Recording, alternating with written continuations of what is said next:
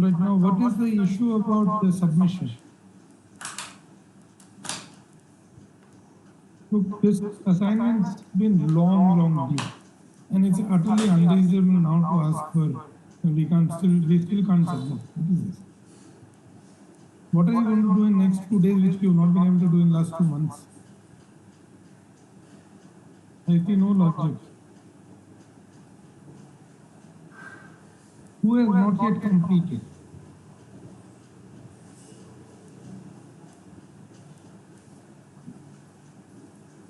Look, unless you speak up, there is no extension. So, if you don't speak up, then I presume that submitting by today evening.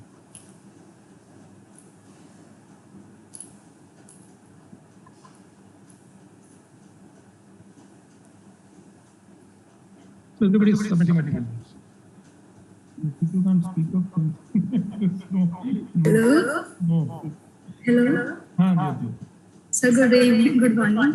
हाँ sir 5 बजे की जगह मतलब रात तक हो जाता तो ठीक रहता, क्योंकि मुझे 7 क्वेश्चन में थोड़ी प्रॉब्लम है, तो बस 2 महीने में 10 बजे तक हो जाएगा। सर बस वो 7 क्वेश्चन नहीं हो रहा सर, 6 तक तो हो गया। No sense, this is not an argument. वो 7th प्रॉब्लम 2 महीने में नहीं हुई तो और 5 बजे तक नहीं होगी और उसके बाद 10 बजे तक हो जाएगी। सर 2 महीने में नहीं समझ में आया, जब आपने समझाया दोबारा से तब चीजें समझ में आई sir. I am not convinced.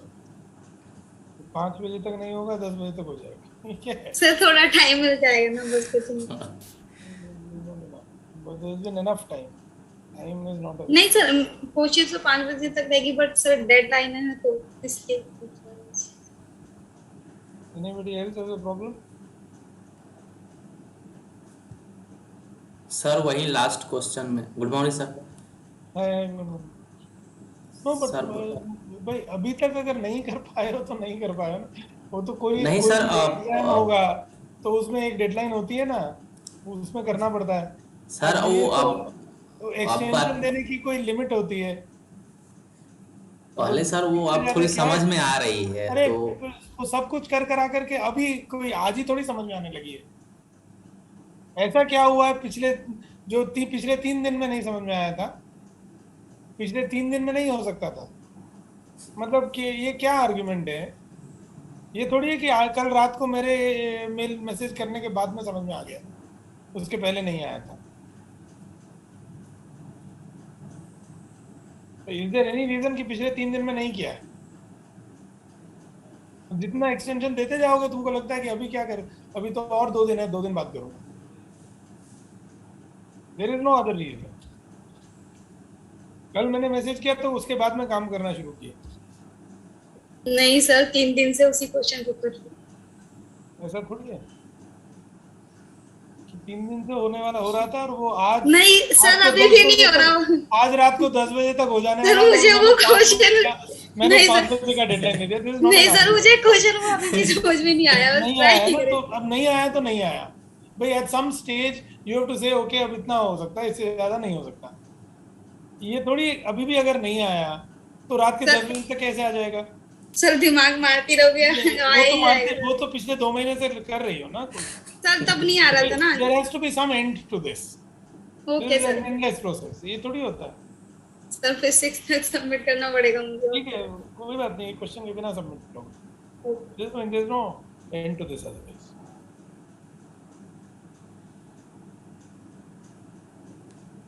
And you have to finish, and I have to grade. I have to submit my grade. And there has to be some मतलब अब इतना accommodate करने के बाद भी अगर if people are going to make this argument, it's not reasonable. I have to feel convinced to be able to defend if there is going to be an extension. If I am not submitting my grades in time, there has to be I have to have a defense why I did not do it. And I have to be convinced of this. ये क्या है?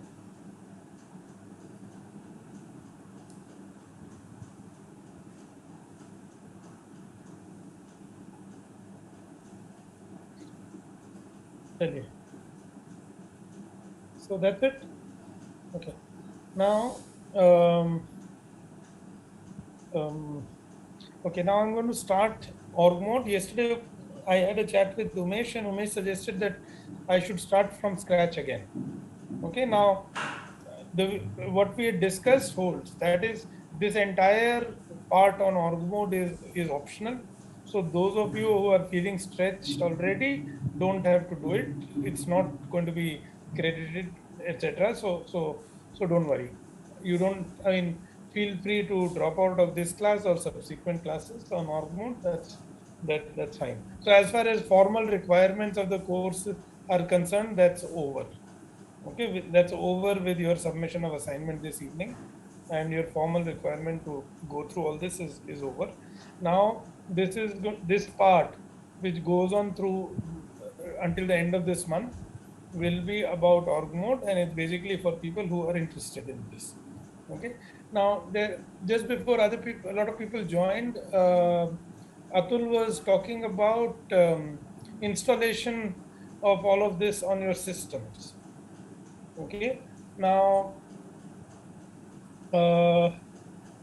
I suppose, well, as I said, the only thing I can do is I can provide instructions on how to do this, and that those instructions will essentially be about installing the software and the packages that we have used. It will not be about installation of operating system on your machines. And installation of operating system is something that needs to be done. It sometimes involves, dealing with compatibility of hardware with your OS. Okay, not always, but sometimes it does. Okay, and that may require supervision. The best way of doing this is to catch hold of some seniors in GSP who use Linux, who are experienced with installation of Linux, and take their help if you have a problem. I mean, otherwise, just install it. If it works, you're good. If it doesn't, I mean, do it with somebody, even if it's another friend of yours, another classmate of yours who has a computer. If you install Linux and your network is not working, your Wi-Fi is not working, you would want to have at least another computer so you can Google and find out what might be the problem and how to fix it. Okay, so if you are going to install Linux, and be prepared with at least that much, that you read up how it's done, prepare for it, sit down with somebody, and then try it out. But at the end of the day, even that is a process of learning, and you won't learn unless you do it. So take the plunge and do it. And I mean it, but just beware that would mean, that could, not would, that could mean some disruption, in the sense that you might not, I mean, suppose your system suddenly doesn't have network access, until you fix the problem, and if that takes a day or two, you won't be able to use internet on your machine for a day or two. So that kind of disruption can happen if your mic or your speakers are not working, sound is not working. What are the implications of that? I mean, that could mean disruption for a day or two unless you manage to fix it. So do it when you can afford that disruption.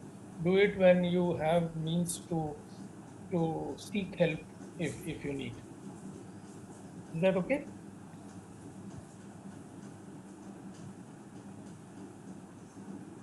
All right. So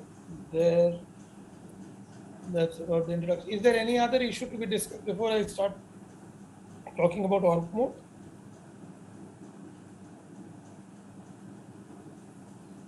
No. I don't think so, sir. Yeah. Okay.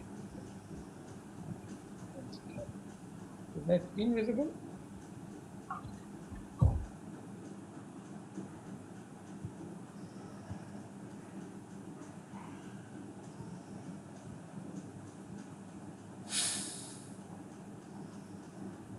All right. With org mode, what is it that we are going to learn? Let's first lay out our roadmap. Okay.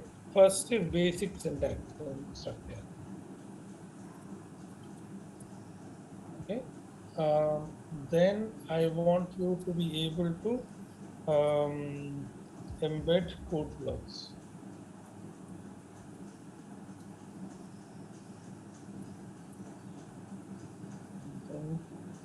citations.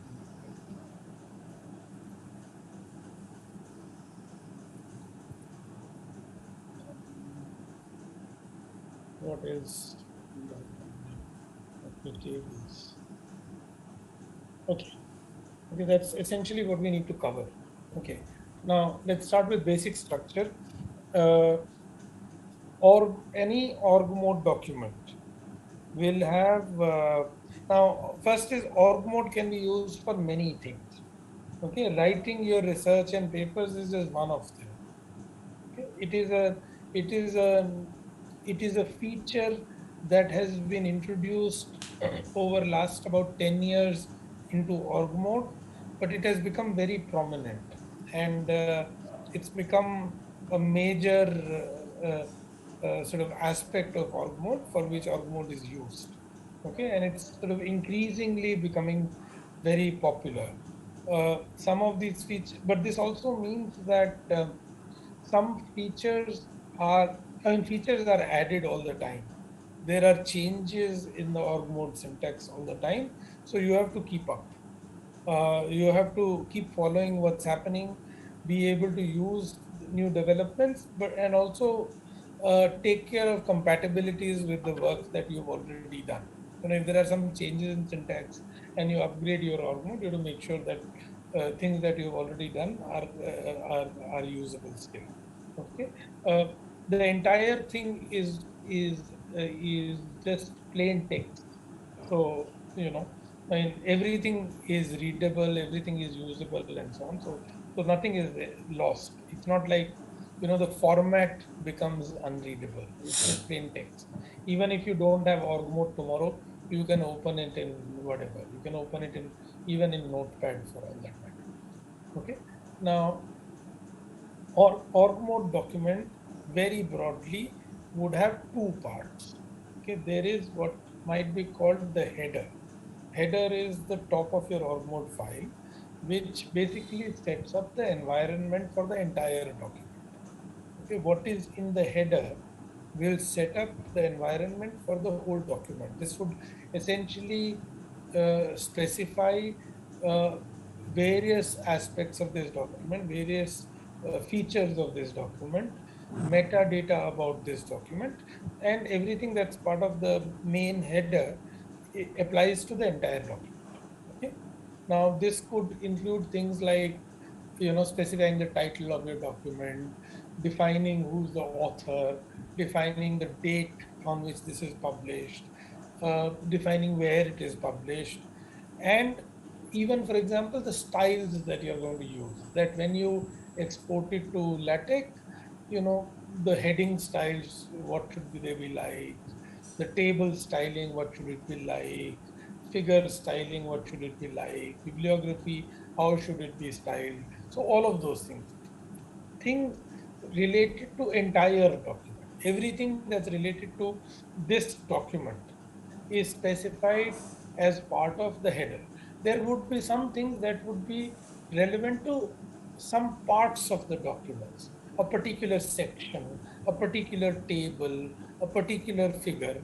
Those things will be specified inside the documents, but properties that apply to the entire document are on top of the file as part of the main file header. Okay.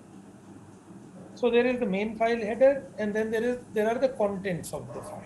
Okay, that's the two broad parts. Okay. Now the header essentially comprises of certain properties, keywords, and their values. They take the form. They start with a hash and a plus. So you could have something like title, which then specifies title of this document. Okay. Similarly, you can have author, which specifies author of this document. You can have a date, which specifies date of publication, so which is whatever.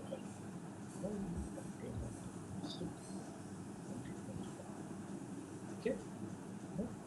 You could also have sometimes, if you want, a subtitle of the document. Subtitle. All right. Okay. These are the all of these are part of the main header. Okay. Now there are now you see one feature of org mode is that org you are writing in org mode. Okay, you can use it as an org mode document. Okay, you can use it as an org mode file. You can, I mean, if it's a file which has some, which you want to use as your calendar or for scheduling and so on, it remains as an org mode file and it does various things. Okay, but many times, and in our use case in particular, you would want to eventually export it to something else. Okay, that may be a PDF, it may be a Word file, it may be an open office file, or it may be a let's say an HTML file for publishing on the web. Okay, there's going to be some format to which this document will be exported. Okay, so exporting is the word for it. Okay, that is when you convert this document from org mode to something else. Is that all right? Okay, now a lot of these properties that we define in the header are designed to be agnostic towards the format in which you will export. That is, when I specify title, this title will be appropriately exported irrespective of whether I'm exporting it to HTML or Word or OpenOffice or PDF. This will become the title of the document. Okay, so this property is agnostic to how it's exported. Most let's put it this way, most formats in which you can export, which is a very, very wide range, okay, would have an option of defining a title of the document, and this title will be exported correctly into whatever format in which you are exporting. So suppose you are exporting this as a Word file, this will show up as a title in the Word document. If you are exporting it as an OpenOffice file, it will show up as title in OpenOffice document. If you are exporting it as a presentation, it would make a title slide with a title and author and all of that on the title slide. Okay, if you are exporting it as an HTML document, HTML has a title tag. Okay, this would be exported with the title tag. So what org mode does is, when you say export to HTML, then it picks up this title and does what HTML needs. When you say export to OpenOffice, it exports it and does what OpenOffice needs. When you say export to LaTeX and PDF, it does what LaTeX needs. Okay, so your title gets correctly exported. Okay, wherever, in whatever form you want to export it. Okay, now there would, however, be some properties that would be specific to a particular type of export. Okay, it is not relevant for other things. Other things don't have a similar possibility. That is, you have a different kind of let me put it this way. So for example, the way tables are made and formatted in LaTeX. Okay, LaTeX gives you all kinds of complex possibilities of how you can export tables. Okay, I mean, OpenOffice doesn't necessarily do it the same way. Okay, neither gives you the same kind of control, and in any case, the whole sort of logic is completely different. Okay, so if you want to format it for LaTeX, you would need a certain kind of LaTeX properties. If you want to format it to OpenOffice, you would need a certain kind of OpenOffice properties. Styles and so on for OpenOffice will have to be defined. Okay, now the point is, you can define both. Okay, so what will happen is that when you export to LaTeX, the LaTeX properties will be used. When you export to OpenOffice, OpenOffice properties will be used. Okay, but those are two different sets of properties that you have defined. They would not give you similar output. Producing similar output is not possible. The basic design is not like that. I mean, you can't have an HTML document which looks like a PDF. It's not meant to be like that, right? So underneath that, it also means that the possibilities of styling are different. Okay, So you would have some properties which are specific to the format, a particular format of export. Okay. Now, in case of LaTeX, those properties would be assigned with the keyword LaTeX header. Okay. HTML would require some HTML header, and so on. Okay. Now LaTeX header is particularly important. We will use a lot of LaTeX header eventually, because we would want to produce an output in LaTeX and therefore in PDF, which is one primary mode of export for us. Okay, which is what you would use when you want to export things. Say, if you're writing your thesis, you want to export your thesis into a PDF for printing. That's you would use LaTeX. Similarly, if you're making a presentation, okay, you would essentially use what is called Beamer, which is a library of LaTeX for producing your presentations. So you would basically again need LaTeX export there. You could also have your presentations in other. There are other interesting presentation libraries that can be used. By the way, there are in fact many interesting presentation libraries that can be used. One is, of course, Beamer. Beamer is the LaTeX library for presentation. LaTeX presentations essentially are PDF files. Okay, let me just show you one example of what it is like.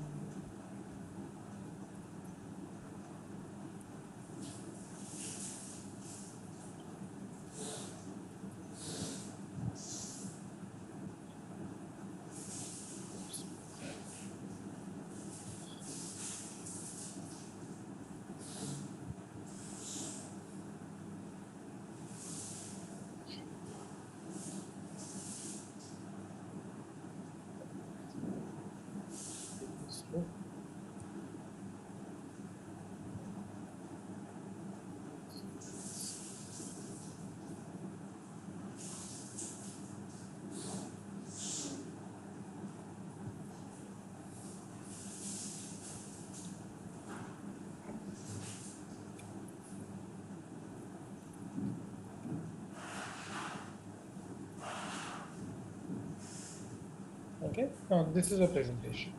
Okay, this is a PDF file.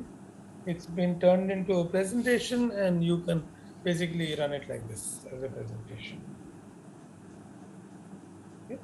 Now, actually, this is a PDF file, and PDF has actually a very nice presentation module. So you can make nice presentations, and Beamer is absolutely the best library for making PDF presentations. Okay, then you have possibilities of presenting in org mode itself. Okay, that is, you use org mode for presentation. Okay, that is very useful if you're for a class, for example, okay, in which you're going to not only present, you're going to demonstrate something live, where you would write, you would run code.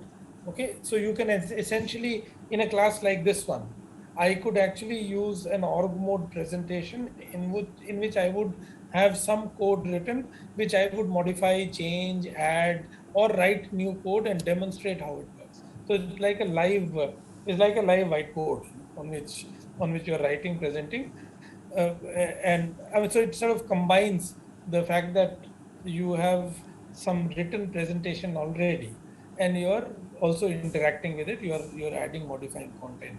Okay, but that's running in org mode.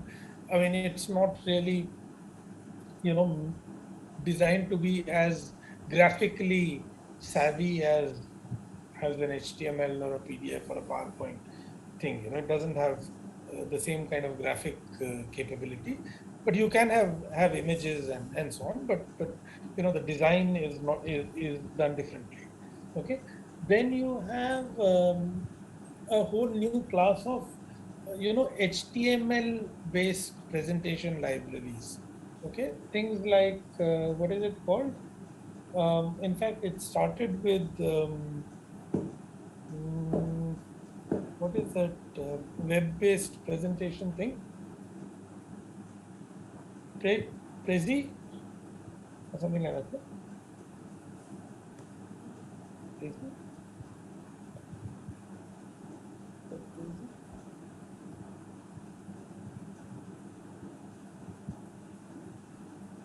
Yeah. No. Yeah, I think so. I think it used to be Prezi, if I'm not wrong. Anyway, but there are now many different things. So for example, you have Reveal.js. These are basically JavaScript-based presentation systems. So let me show you what Reveal is like.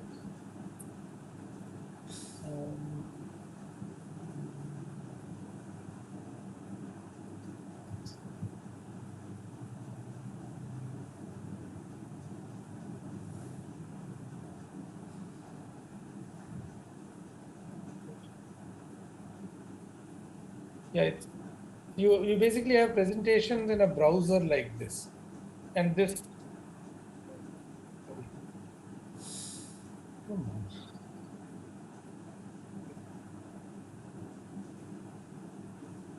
Let's see, there is some- Just to show you some examples of the kinds of.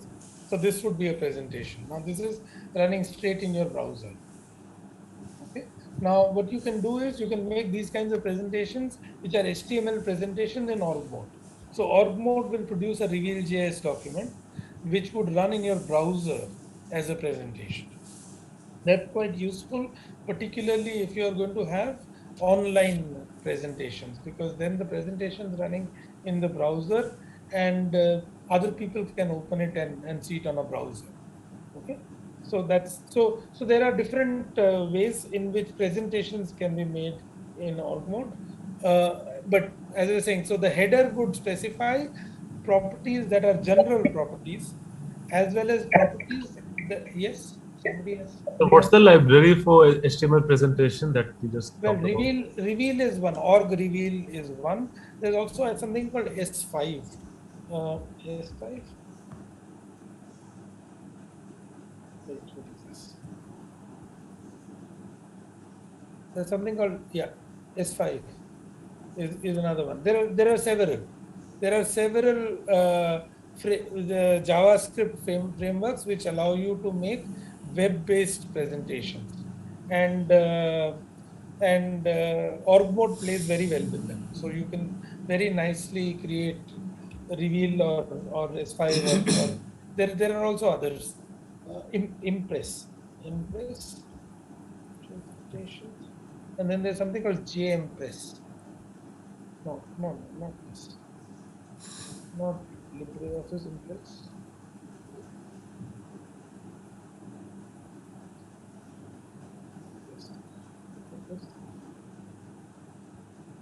Okay, now this is a presentation.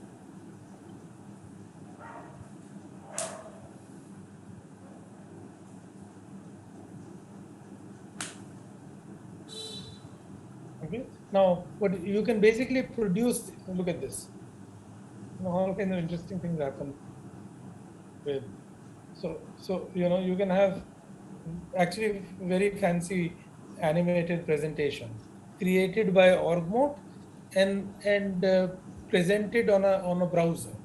And the nice thing about these is because these are very lightweight, you can, for example, put them on a Dropbox, share a link with people, and everybody opens the presentation on their browser. And it doesn't require any PowerPoint, any such thing, and it's actually much more sophisticated and so on. But in terms of, the standard sort of presentation that we are used to seeing, okay, what you see with PowerPoint very often, you can get much nicer presentation, much better styled presentations with Beamer. Okay, so Beamer's, for me, I use Beamer most of the time, unless I want some multimedia stuff.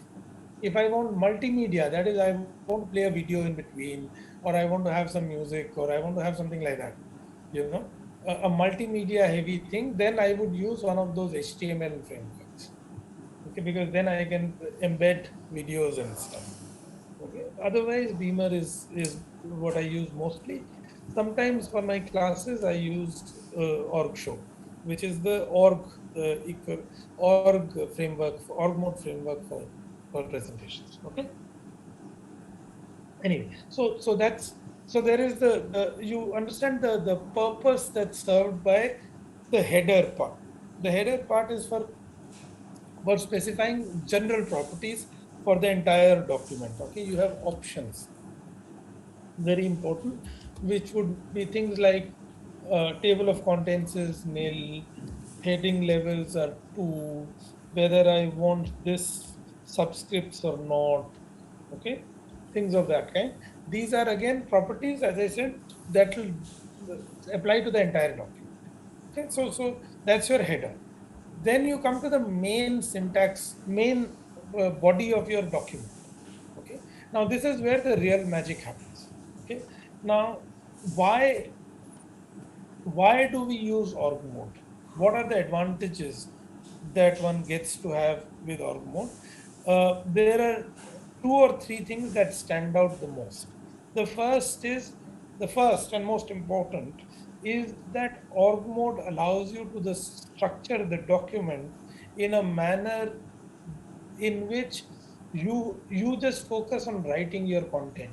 You don't worry about formatting your document. You do nothing about formatting. The formatting is decided by the style, which can happen later before it is uniform. So I, for example, have one style file, okay, and that is used throughout. So in fact, I just need to do this,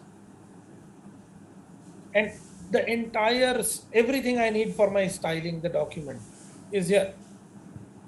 That's the end of the story. I don't have to style anything now. Everything that I want in terms of styling my document has been put in place. And after this, I don't have to worry about styling my document. Okay. Now, so that's one important feature, that now, the styling is set aside. I don't have to worry about it. Focus on the content. Okay.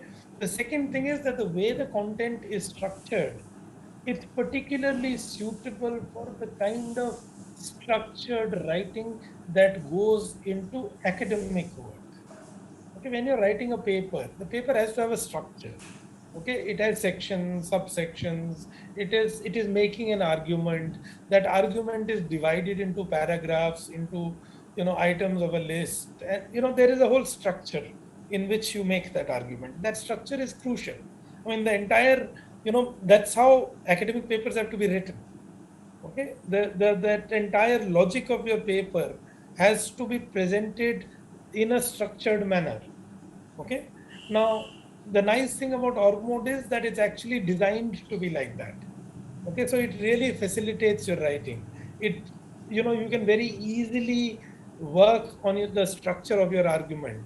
Okay, the structure of your argument and the structure of your document go hand in hand. Okay, as you improve your argument, you modify your argument, you restructure your argument, you restructure your document. Okay, so that's a nice sort of thing to play along. That plays along. It helps you both. It also helps you in ensuring that your paper has a structured argument. Okay, because the document has a structure, and you can see that in the first section I'm doing this, in this subsection I'm doing this, in this section I'm doing this. This is the order in which these things are appearing, and whether or not that order, that structure is correct. Okay, so it sort of imposes, it makes you follow that structure, which is particularly useful when you're doing academic writing. Okay, that's second. The third big feature, okay, is the fact that you can embed your code here. You can embed your program here. Okay, which basically means your writing and your programming, your statistical work are part of the same exercise. Okay, it's all here. If you share this org file with somebody, people can know what calculations you've done. You update your data, you run the program again, the entire thing, all the numbers in the document change. Okay, and you can see if that works. So the point is that creation of statistical results happens in situ, happens in this document. Okay, and if you change your analysis, if your data changes, everything can just be updated in this document. Okay, that's the second sort of nice thing about all. Okay, the third nice thing is, as far as academic writing is concerned, and this is really cutting edge now. I mean, this is something that has been developed. I mean, it's into a first class candidate like in the last 1 month. Okay, which is the way org mode integrates citations and bibliographies. Okay, now the you see, citations and bibliographies are very well integrated into LaTeX for a very long time. Okay, LaTeX has a library called BibTeX. Okay, BibTeX is a library for managing bibliographies. Okay, and what we all do is that we maintain a bibliographic database. Okay, people who use LaTeX have always done it like that. That is, you maintain a bibliographic database. How do I maintain a bibliographic database? Every time, whenever I read a paper. Okay, earlier I would have hard copies of those papers. Now you have soft copies. You have a PDF file of every paper that is relevant to you. So I have a directory in which I keep all my PDF files. Okay, it's one massive directory which has PDF files of everything that I've read, everything that I want to read, anything that's even remotely related to work, everything goes into that directory. There's one directory, one big pool of files. Okay, now the way that directory is designed is that every file there has a particular name. Okay, that name is carefully chosen. Okay, but leave that side aside. Along with that directory, I have a bibliographic database in which I have an entry for each of those documents.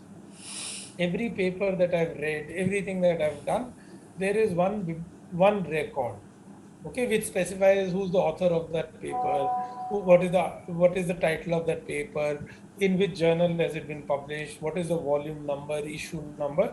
There's a particular way in which you specify, and there is a BibTeX database which has basically by now some whatever 20,000 entries of all kinds of papers and books that I have read, I have used, and I keep using, and some that I would like to use in future.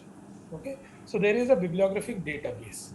Okay, this bibliographic database system has been well integrated into LaTeX for a very long time. Okay, there are essentially two main packages. There is a package called BibTeX, which is the traditional package. There is a more recent version, I mean, not 10, let's say 15 years, 20 years, called BibLaTeX, which is a slightly more advanced version of BibTeX. It allows many more different types of document types. Okay, so you can have research papers, you can have newspaper articles, you can have CDs, DVDs, whatever. You can have YouTube videos if you like, and so on.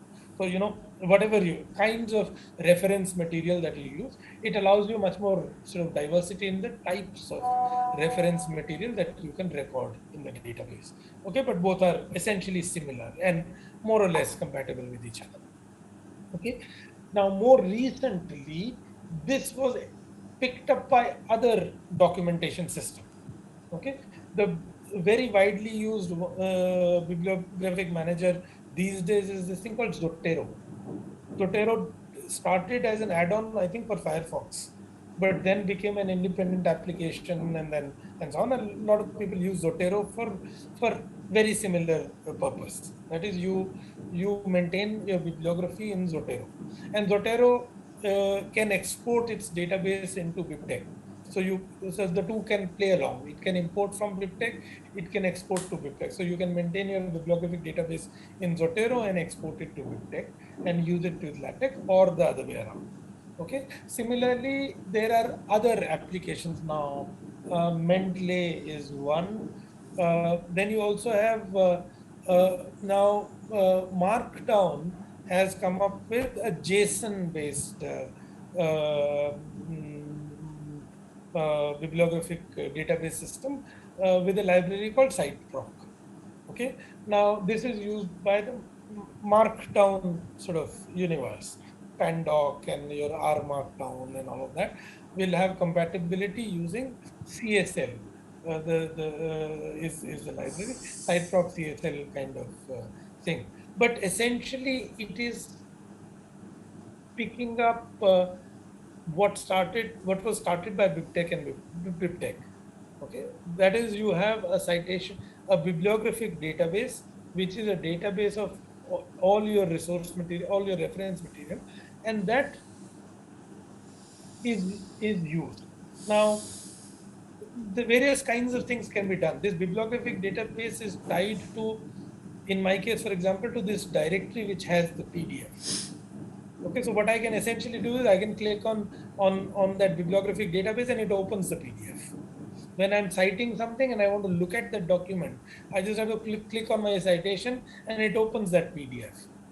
Okay, so I can look at the paper. Okay, things of that kind. This Yes. database. So we have to kind of manually type the details of the paper. Okay, that's another thing. Can you type it? No. So two kinds of things happen. One is that all the journal websites give you the references in the form of BibTeX, JSON, all these different formats are provided by the journal website. So when you are downloading the article, you also download the BibTeX record and copy and paste it into your database. Okay. You also have, you can also in Emacs as well as in Zotero, etc., just pull that record. So suppose there is a paper by Amartya Sen on, let's say, social choice theory. Okay, I can just put some keywords and it will show me all the papers of Amartya Sen on social choice theory, and I click on them and it imports the whole thing. So one doesn't have to manually do it. Google Scholar provides it. So there are all these databases which provide you the record, which serve you a BibTeX record or a JSON record or a Zotero record, and you can just directly pull it from there. So you don't have to manually type it. But in my experience, in most cases, they require some cleaning up. Okay, so what I normally would do is I would download it and I would do a little bit of touching up. Okay, now that touching up is least in case of BibTeX because LaTeX is clever in using it. So for example, LaTeX is very clever in Raval, Vikas, Raval. For example, LaTeX knows what this means. Okay, so if I want first name, second name, or second name, first name, or first name, second name, both these will be processed correctly. You get it? So whether in my bibliographic database, author's name is written as Raval, Vikas, or Vikas Raval, the output is not affected by that. Okay, LaTeX is smart enough to understand this. Some of the other packages may not be smart enough for understanding this. Okay, so if you are going to use, for example, CSL, it doesn't know how to deal with this. So you have to choose. You have to make sure that if you want second comma, then you're in your author database, you have to make sure that it's always reported as second name, first name. Similarly, suppose EPW, EPW website gives you BibTeX records for all their articles. So when I download the PDF from EPW, I also download the BibTeX record. But there is an error in the BibTeX records that EPW provides. There's some bug in their software, because of which there is an extra comma. That one extra comma has to be removed. Okay. Now that's so. You see, you are getting this information from somebody else. Now, how carefully they have curated that information? Okay, that varies. Normally, journal websites give you very clean bibliographic records of their articles. Okay, Google Scholar is dirty sometimes. Okay. EPW has that one extra comma which has to be deleted, but these are minor matters. It doesn't take you a lot of effort to do. it's a trivial thing. And sometimes you have tools which do it. So for example, in org mode, there is a command that allows you to, you see, when you use, let me show you what the database looks like.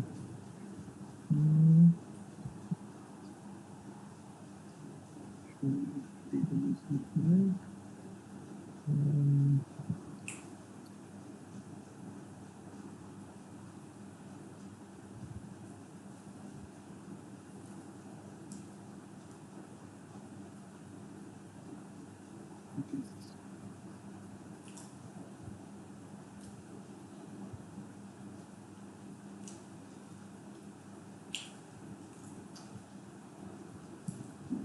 This is my database. It's a massive database, but look at this. Now this is this is a bibliothèque.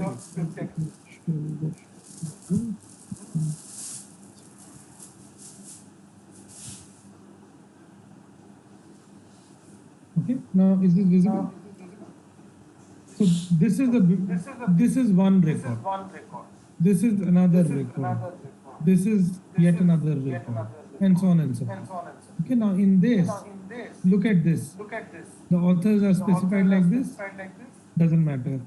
Here, you see, it's with comma. Second name, comma, first name, middle name, and second name, comma, first name. Okay. Now LaTeX would handle both these similarly. There's no problem. Okay, but look at this. Look at the title. Now the title uses this title case where the has a capital T, capital L, capital Q, small I, small s, capital D, small a, capital C, capital T. Okay, now this casing is very common in journal bibliography style, in academic bibliography style. Look at this. A is with a small a, F is with the small f. Okay. Now org mode actually has a command that does this. So I don't have to manually do this. Okay. I don't know any other software where this can be done automatically. Everything. This has to be done manually. It's not a standard.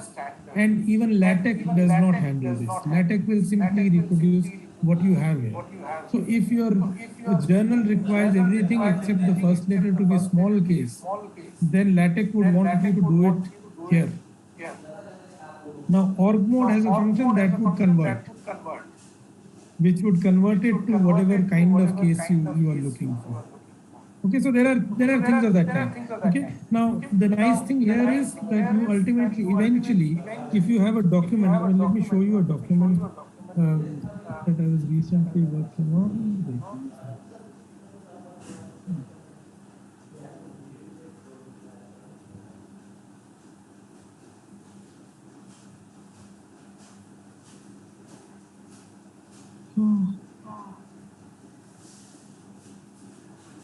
Okay, this is the document. Now you basically specify citations like this. Okay. Now when I click on this, it shows me what is this article. It gives you the option to get the PDF if the PDF is not there in my directory. If the PDF is there in my directory, it will give me the option to directly use the PDF, and then it can say email the BibTeX.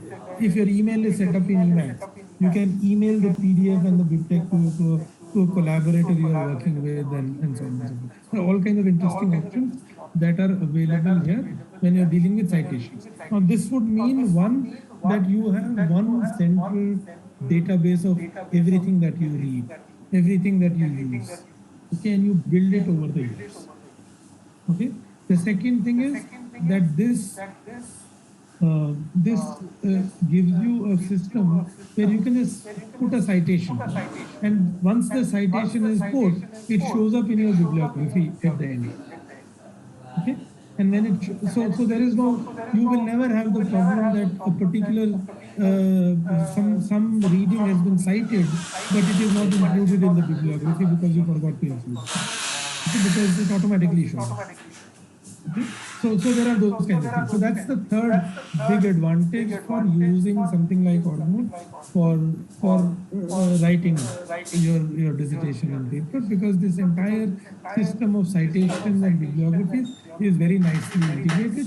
Okay, now what has happened over the last 1.5 months is that this capability for citation was provided by a library called OrgRef, which was developed by a very nice guy called John Kitchen, who does absolutely brilliant work. So you are very strongly advised to go through every video produced by John Kitchen. John Kitchen is absolutely he is the best user of academic. He's really developed some really interesting tools. So you can learn a lot by going through. Yes. Can you please repeat the name of the person? John Kitchen. K. I'm writing it here. Kitchen. John Kitchen. Okay. Well, he's a chemical engineer like me. So John Kitchen. Look at John Kitchen's work. Look at his GitHub stuff, but look at his video. So what he does is he has a particular sort of way of using it, and then he produces a video to illustrate how he uses, and that's very, very useful. And he does all kinds of really interesting things. Okay, now John had produced OrgRef, but more recently this absolute wonderful guy, what's his name? I know it's really, I mean, we have, when I say thank such people, Bastian. Okay, now this Bastian is one character. I mean, I don't know, for like last 10 years, the guy has been just contributing to Org-Mode. And his contribution is just incredible. He practically rewrote the entire Org-Mode and introduced a whole new structure which has made this use of Org-Mode possible. Now Bastian once again had the itch and he decided, oh, John's been doing all this, but this, given that academic writing has become a major use of Org-Mode, this needs to be part of the core. And if it needs to be part of the core, it should not be merely for using it with LaTeX.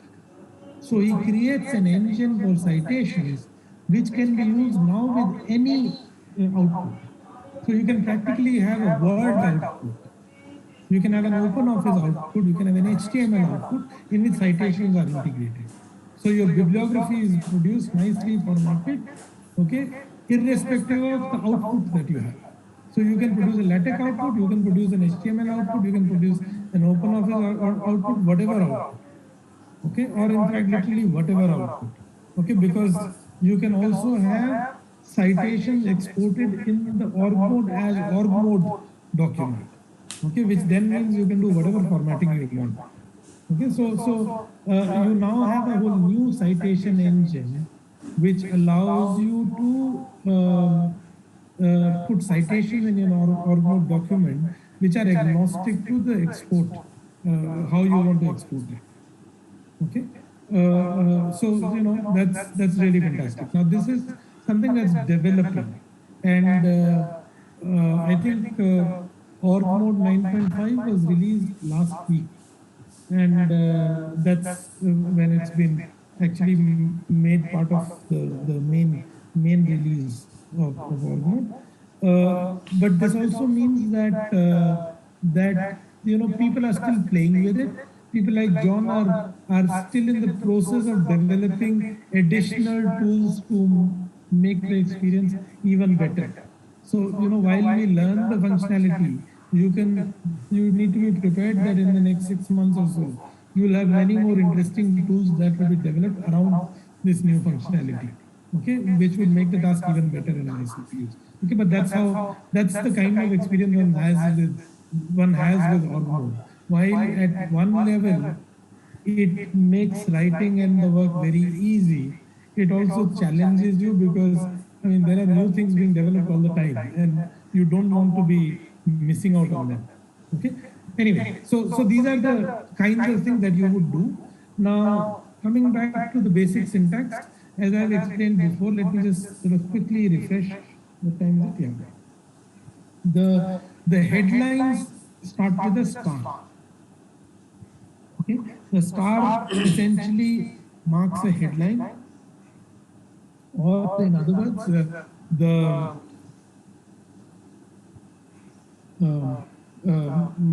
star marks a headline, or what would eventually in a paper or a dissertation or a book will become either a chapter title or a section title. Okay, or a subsection title. Now, what is the hierarchy is something that we would define in your header. Okay. Now, what is this header saying? This header is saying that the first two levels of headings should be treated to define document sections. Okay, document sectioning system. Is that clear? That is 1 star and 2 stars are sections and subsections. Okay. Now you could also specify that. So guys, इस video में मैं आप लोगों को Linux starting से लेके and तक बताऊं. There are 3 levels. Is it clear? 1 star, 2 stars, 3 stars. Okay. Now, this would mean that all three would make sections. This would mean only the first 2 levels will make sections. The third level will become into what is called an unordered list, bullet list. Okay, this would become a bullet. Okay, because I have said that only 2 levels of headings are documents, part of the document structure. Okay, sectioning structure. Okay, now you could also specify that while 2 or let's say 3. Okay, suppose I do this. I could also specify that the first section heading, first level of heading, actually defines the chapter title. And then this would become the first section and this would become subsection. Is that clear? Is this clear to everybody? No, sir. So you see, when I'm saying H:3, I am saying my document is divided into the sectioning of my document. Okay, parts of my document are defined in such a way that there can be 3 levels. Okay? One major division, then a subdivision, and a sub-subdivision. Okay? There are 3 levels of divisions that I'm using in my document. Is that clear? Is the meaning of this clear?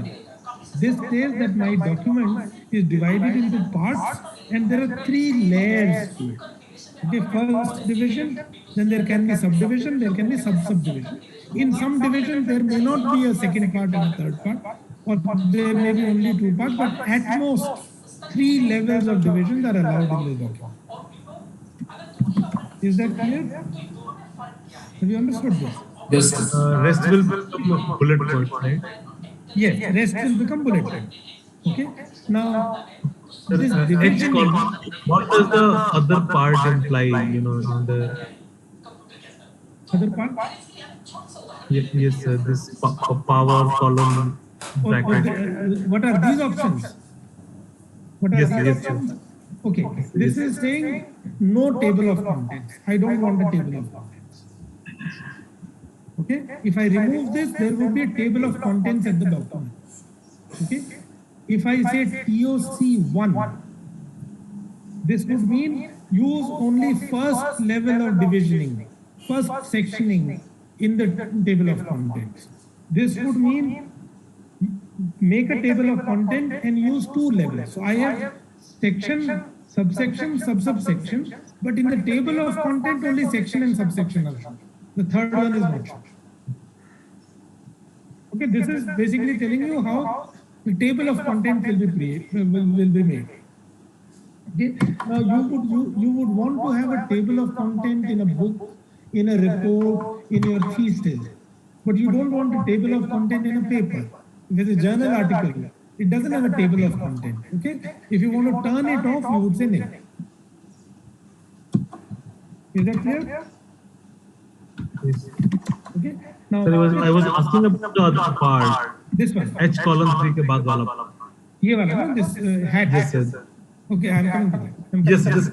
Column and Yeah, now this hat is used for superscript. Okay, this is a superscript. Now, Vikas or whatever, let's say number 1. Okay, now this is syntax and a superscript 1. Okay, this is a subscript. In the document, when we write something, okay, this is x square. Okay, this is x with a superscript I, xi. Okay, this is how hat and underscore are used. Okay, is this clear? How I use hat and underscore? What is it used for? Hello? Is this clear? अरे जवाब तो दो भाई. please repeat it one more time. This hat and देखो hat और underscore जो है, it is used to define superscript and subscript. Do you know what is a superscript and subscript? बताओ, मुझे नहीं पता तो बोलो. नहीं पता, मुझे कैसे पता लगेगा कि नहीं पता. Hello. Let me open Office application and show you what I'm talking about.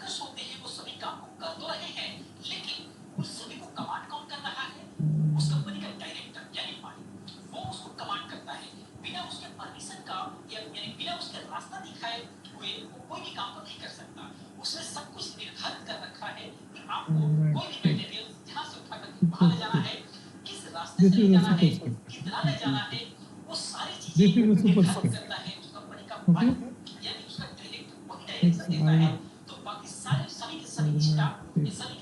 This is a subscript. Is it clear what a superscript and a subscript is?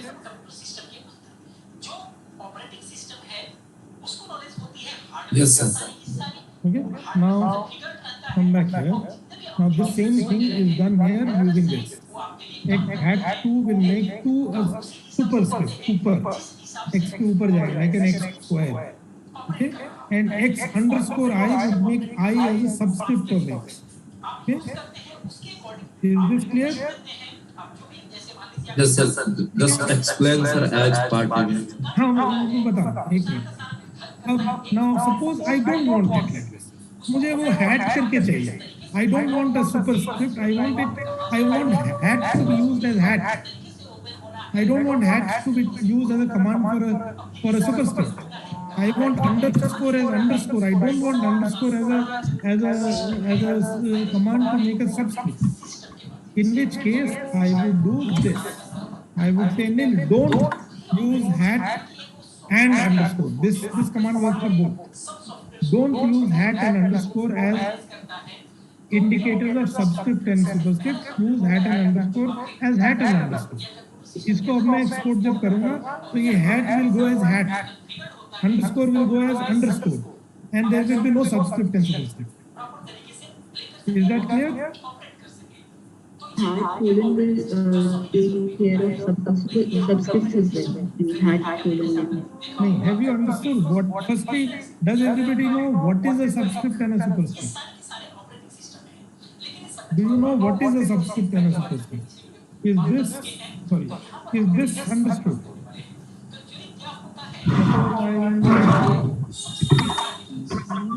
That much. these options, I mean, are we when we are instructing it to use this option में बात कर रहा था ना. Wait. Two different sets of commands. Umesh, don't jump.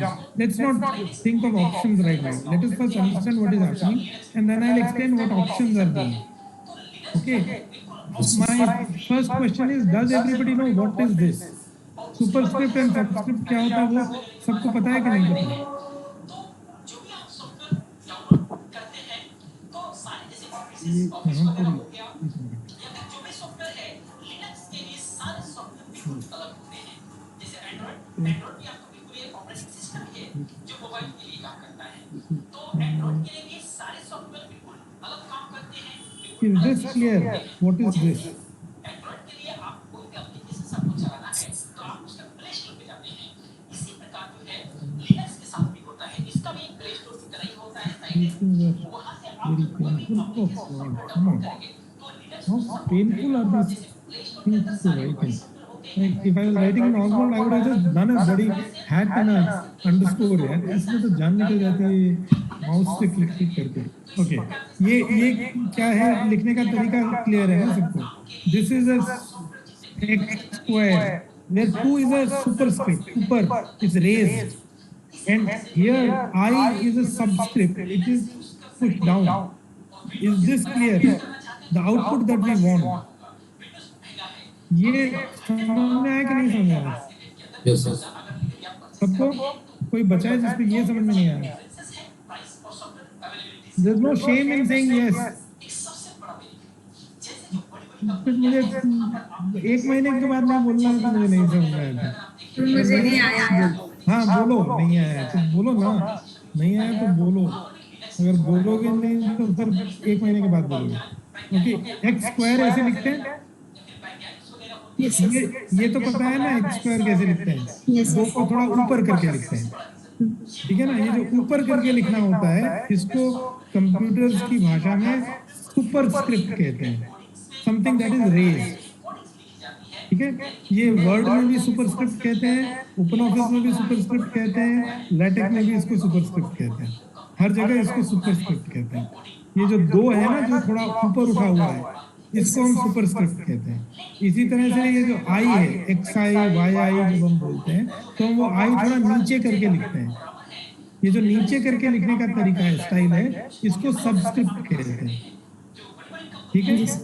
ये हर software application में इसको subscript ही कहा जाता है, ये अंग्रेजी की का शब्द है, ठीक है? तो ये हम करना चाहते हैं, ठीक है ना? ये हम करना अगर चाहते हैं तो और मोड में इसको करने के लिए हमारे पास बहुत सिंपल सा तरीका है। ओके, बड़ा सिंपल सा तरीका है, ये हैट लगाने से ये ऊपर उठा देता है और अंडरस्कोर लगाने से नीचे ले आता है, ठीक है? ये तो बड़ी सिंपल सी चीज है। जो मैंने वहां पर लिखा है उसको मैं ऐसे लिखूंगा, एक्स आई प्लस वाई आई, ये आई जो है दोनों नीचे चले जाएंगे और इसमें ये दो जो है ये ऊपर चले जाएगा। ये समझ में आ गया, ठीक है? Yes yes. अब मेरा कहना ये है कि मान लो मुझे कहीं पर कुछ लिखना है, हाँ, जिसमें मुझे लिखना है hat is a triangular bracket, मुझे ये लिखना है hat is worn on the head, ठीक है? मुझे ये लिखना है। अब क्यों लिखना है वो कोई आर्गुमेंट नहीं, मुझे चाहिए, मुझे ये वाला सिंबल चाहिए और मुझे ये सेंटेंस लिखना है अपने डॉक्यूमेंट में, ठीक है? पर अब मैं अगर ऐसा लिखूंगा तो ये तो इसको सुपरस्क्रिप्ट बनाएगा, ठीक है ना? ये तो कहेगा कि ये सुपरस्क्रिप्ट है। या मेरे पास मैंने अपने आर प्रोग्राम में एक वेरिएबल बनाया था WI, वो प्रोग्राम में W अंडरस्कोर आई करके दिखता है और मुझे वैसे ही दिखाना, मुझे उसको सबस्क्रिप्ट नहीं बनाना। तो अगर मैं चाहता हूँ कि ये जो नॉर्मली ऑर्गनोड करता है वो ना करे तो उसके लिए मैं कहूँगा hat is nil, don't use hat as a command. ये समझ में आया? Is this clear? Yes yes. ये when I say hat colon nil, I am basically saying ये hat और अंडरस्कोर को कमांड की तरह यूज मत करो। हैट को हैट लिखो और अंडरस्कोर को अंडरस्कोर लिखो और उसके आगे पीछे जो भी है वो वैसे ही लिखो। So this will be W underscore I. This will not be W subscript I. ठीक है? Is that okay? There is a third scenario.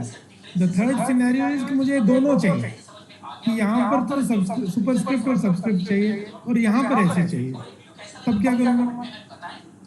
एक ही डॉक्यूमेंट में मुझे कहीं पर तो सुपरस्क्रिप्ट सब्सक्रिप्ट चाहिए और कहीं पर अंडरस्कोर और हेड चाहिए, तब क्या करूँगा? तब मैं ये करूँगा।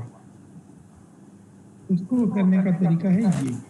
इसका मतलब क्या है कि जब मुझे इसको कमांड की तरह यूज करना है तब ऐसे लिखें, कर्ली ब्रैकेट्स के बीच में।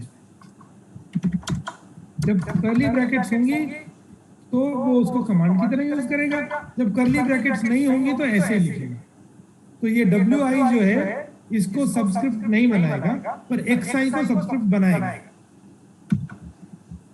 Okay, so this gives you full control. आपको जैसा चाहिए आप वैसा बना सकते हैं। अब समझ में आ गया?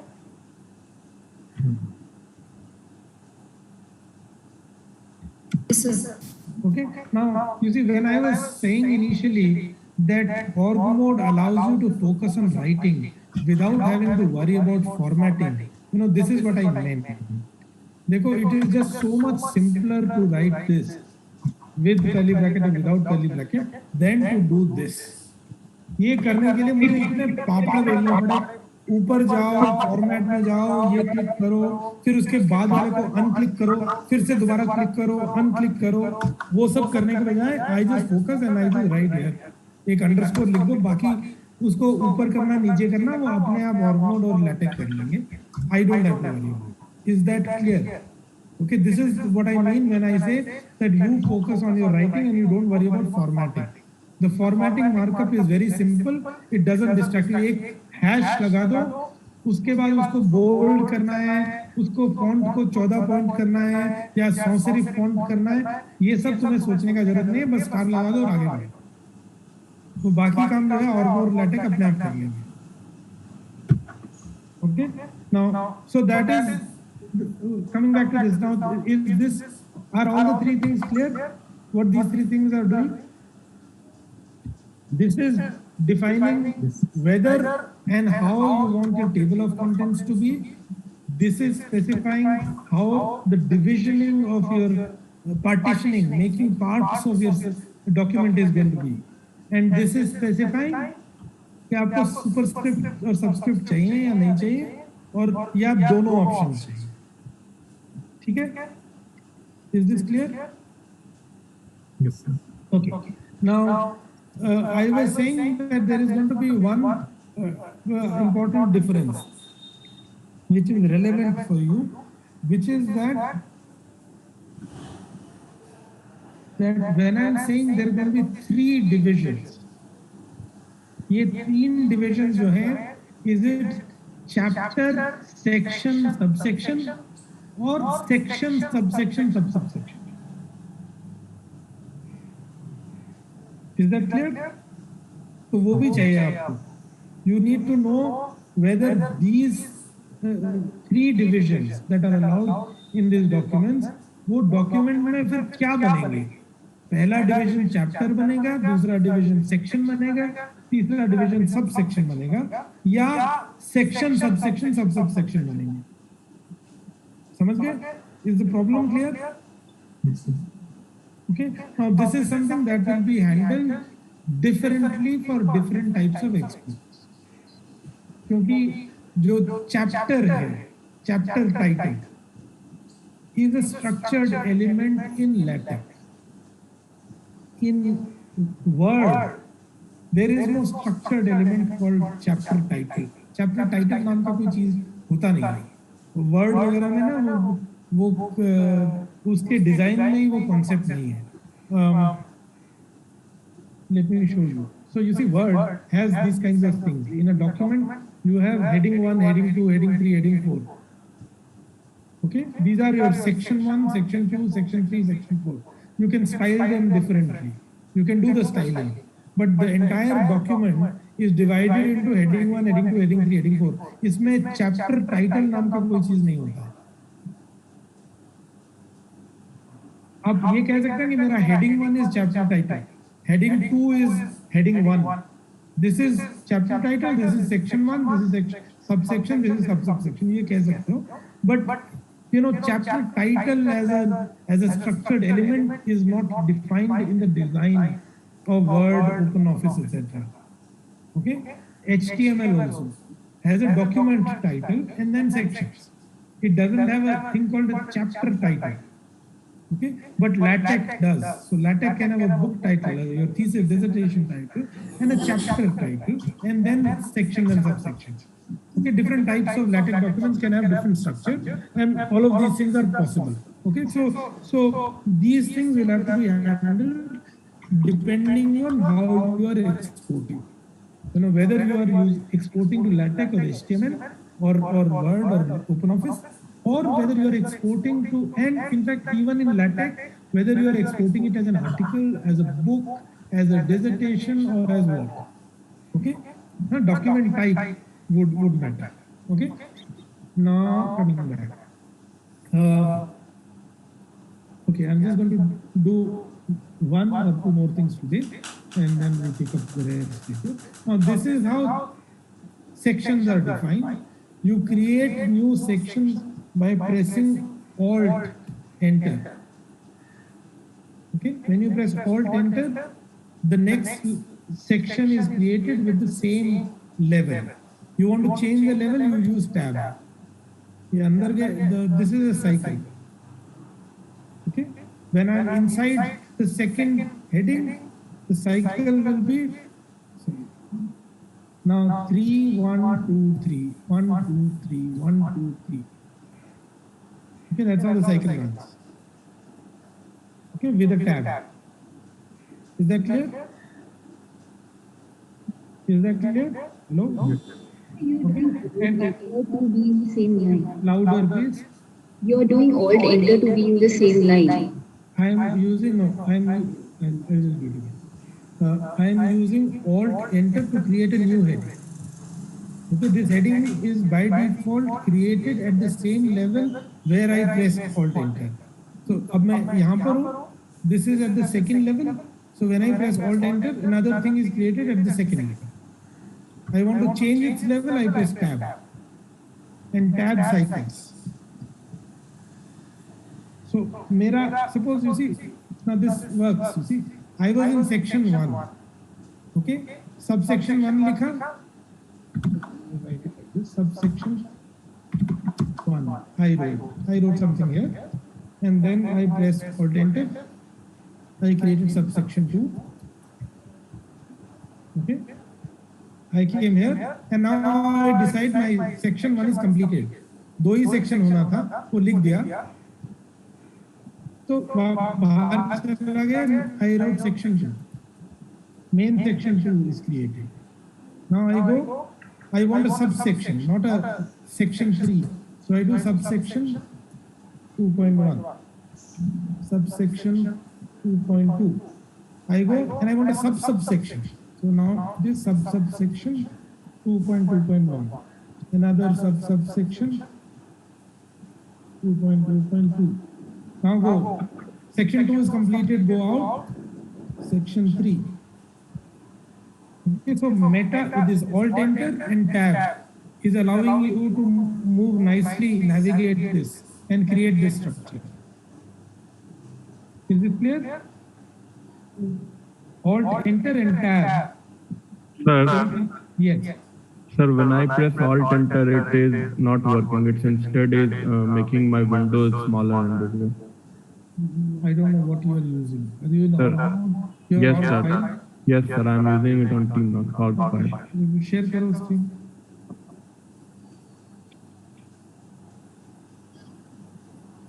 Sir, you'll have to stop. Yeah.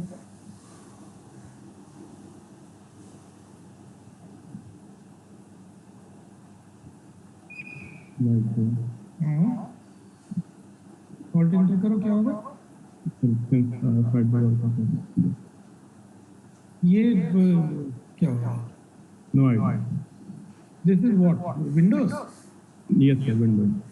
I don't know what Windows is. This is Windows messaging.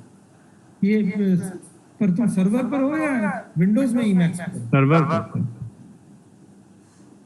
This is obviously your Windows doing something. ये टर्मिनल कौन सा है? commands prompt. The command prompt, yeah, this is a Windows problem.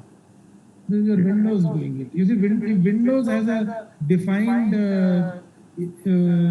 Alt Enter is a command in Windows, which is conflicting with your org mode.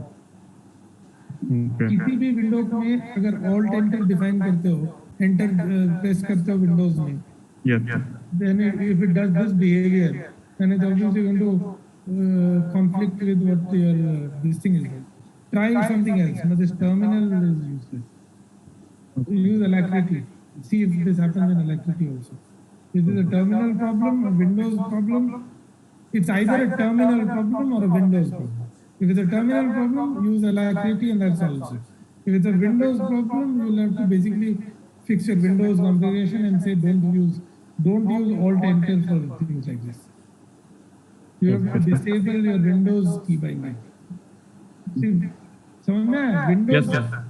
either your terminal or your Windows has a key binding which is making Alt Enter maximize the Windows. Okay. No, don't do that. So you have to see how to change that in your Windows. Okay.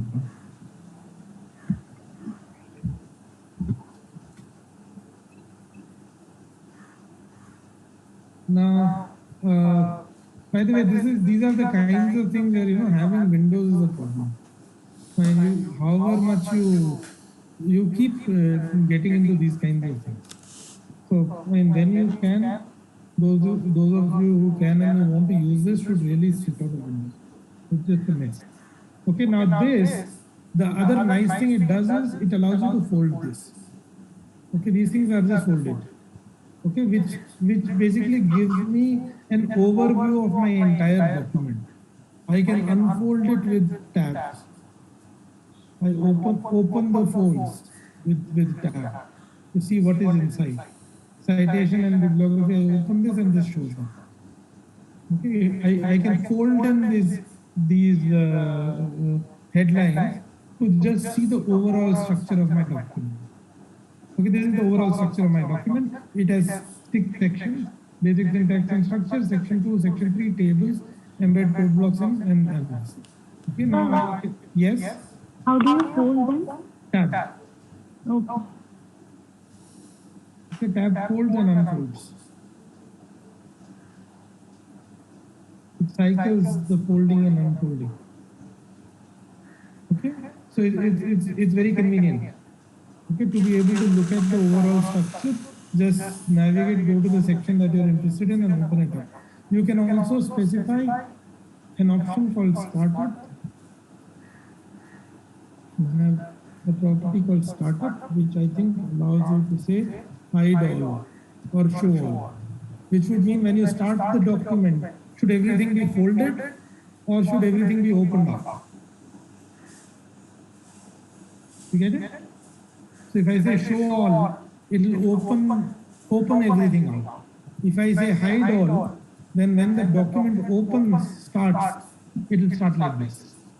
And you open what you are interested in, document, which is a nice thing.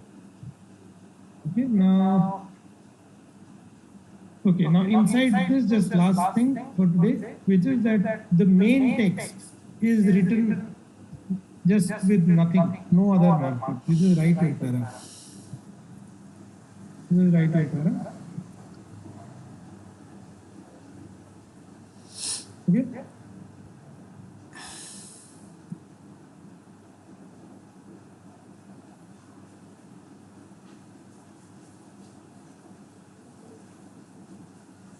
This is right way para.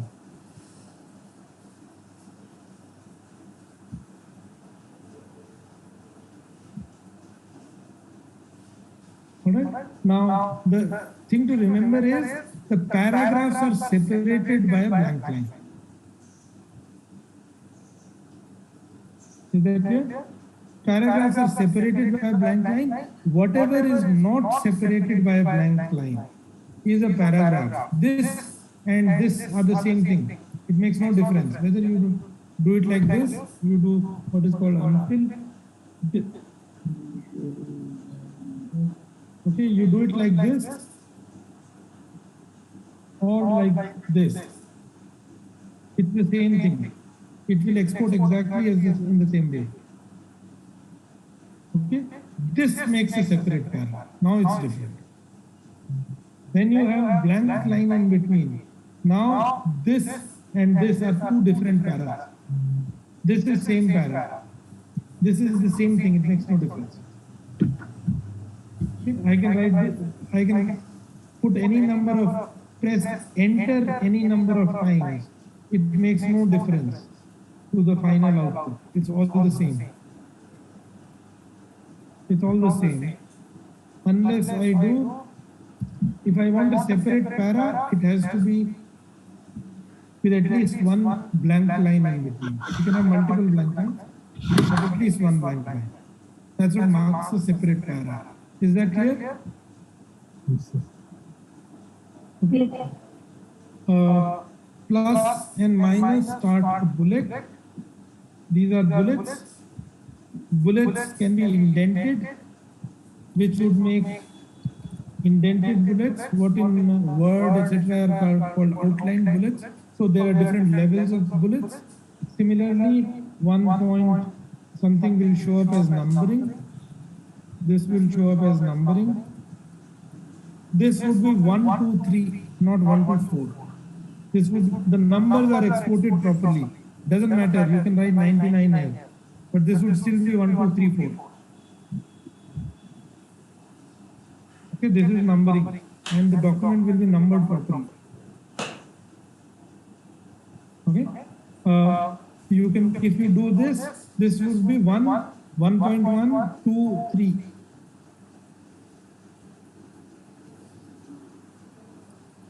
Now this indentation is important. This has to be at the same level. If I want this, and this would become 3.1.1 or whatever. It's this indentation, and or is, you see, when I'm pressing enter, it is bringing me to the right place. So I can create a second one at the same level. The indentation is respected. Okay. Can you visualize how this will be exported?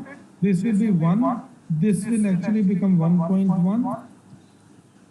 This will be 2. This will be 2.1. This will be 2.1.1, 2.1.2, 2.1.3, and this would be 3. Is that clear?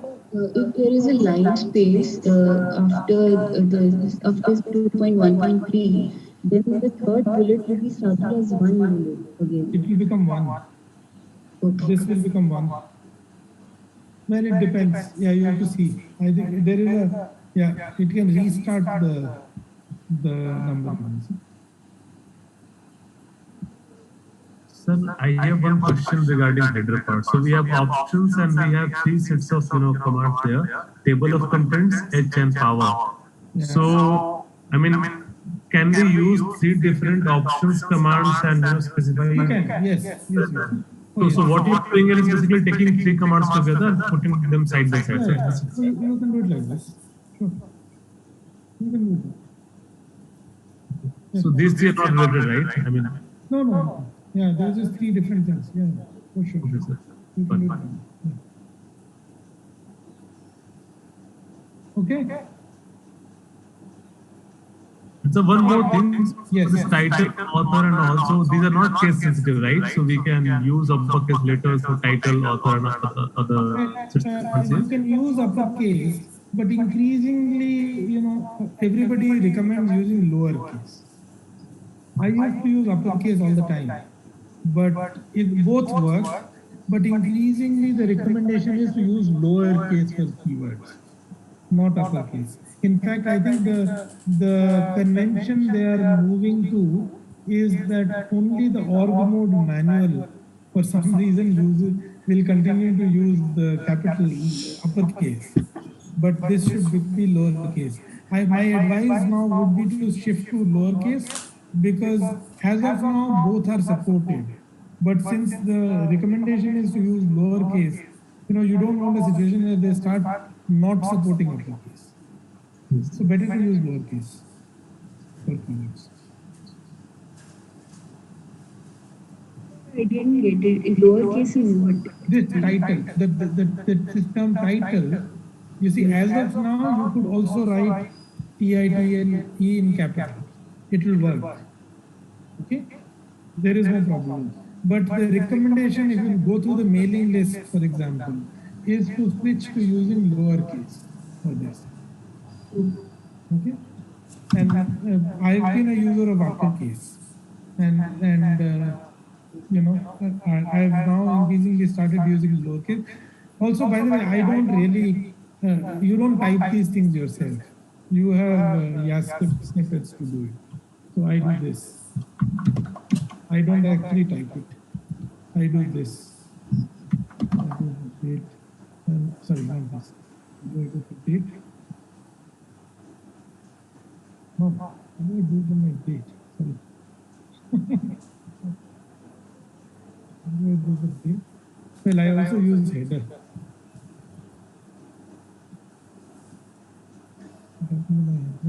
The header. Well, I think this account doesn't have it. This account on the server doesn't have it. But I have a header which basically brings. Now these are, you see, you have something called Yas snippet. Okay, I will explain to you how Yas snippets work in a separate class. But these are the ways of doing this. You know, so for example, I don't want to write all my formatting command manually in each document or copy paste. I have defined a shortcut which just brings all my formatting commands here in one place. This entire thing from here down was written in one go. I just did this and pressed tab and there you go. Okay, so similarly this title, subtitle, author, etc. You don't really write manually. You will have commands that will just insert all this. You don't have to write all this stuff manually. So for my options, I just have one keyword which basically does options. Very good. Okay, and you see, it gives me this option. It's highlighting at 1, so I can make this 3. It gives me the option of choosing here what numbering level I want, what table of content level I want. For num, that I didn't explain what the num was. Now, num will mean these section headings, should they be numbered or not? Should you have section 1, 1.1, 1.2, or should they just be formatted but not numbered? Or should you have something like this? There are 3 levels of headings, only first is numbered, the rest of them are not numbered. Or only 2 are numbered, the third one is a heading without a numbering.